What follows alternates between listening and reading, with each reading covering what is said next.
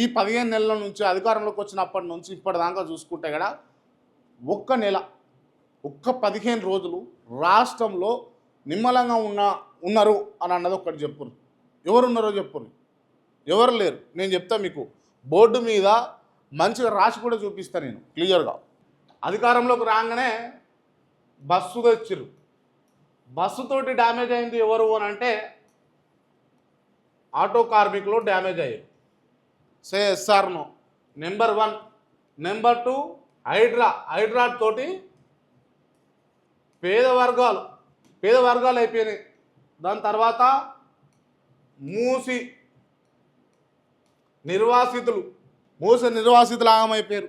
దాని తర్వాత మీరు తీసుకొచ్చినటువంటి అంశాలు ఏమున్నాయి? 6 గ్యారంటీలు. 6 గ్యారంటీల వల్ల మహిళలు కావచ్చు, లేకపోతే పేదలు కావచ్చు, లేకపోతే రైతులు కావచ్చు, ఎవరు నిమ్మలంగా ఉన్నారు చెప్పుర్రు ఒకసారి. ఎవరు లేరు. ఈ హైడ్రా వల్ల లాభపడింది ఎవరు అని అంటే పెద్దోళ్ళు.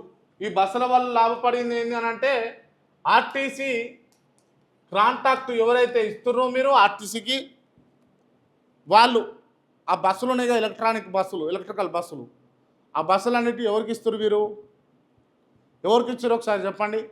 ఖాళీగా పడునే బస్సులు కాడ మీరు తీసుకొని దయచేసి ఇక్కడ మీరు తీసుకున్నటువంటి పెద్ద గొప్ప చరిత్రాత్మక నిర్ణయాలల్లో ఏం జరిగింది? మీరు అరెస్ట్ అంటారు. ఎవరిని అరెస్ట్ చేశారు ఇంతవరకు రాష్ట్రంలో వచ్చిన తర్వాత? ఆడికి తీసుకొని పోయి లగచర్ల, అండ్ ఇంకొకటి ఇక్కడ రాయాల్సింది లగచర్లో ఉన్నటువంటి రైతులు ఆగమైపోయారు. దానివల్ల ఏందో తీసుకొడితే మల్లగడ రామన్నపేట కాడ అంబుజా సిమెంట్ పెడతామని చెప్పేసి రామన్నపేట కాడ అంబుజా సిమెంటు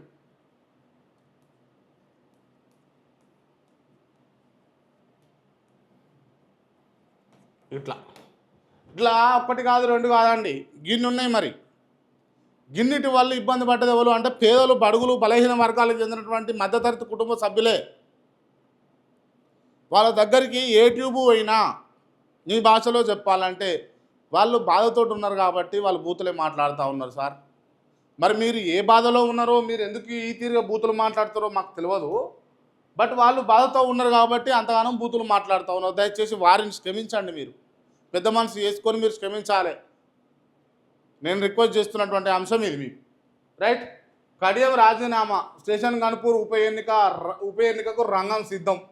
స్పీకర్ అనర్హుడిగా ప్రకటించక ముందే పరువు పోకుండా రాజీనామా చేయాలనే మంచి నిర్ణయం తీసుకుంటున్నారు కడియం శ్రీహరి గారు. మీలాంటి వాళ్ళ వల్ల, సరే మీరు ఏ రాజకీయ ప్రయోజనం కోసం పోయారో తెలియదు కానీ మీలాంటి వాళ్ళ వల్ల ఇవాళ రాజకీయాలు అంటే విరక్తి వచ్చే అవకాశాలు అనిపిస్తుంది. ఎందుకు ఈ మాట చెప్పాల్సి వస్తుంది అని అంటే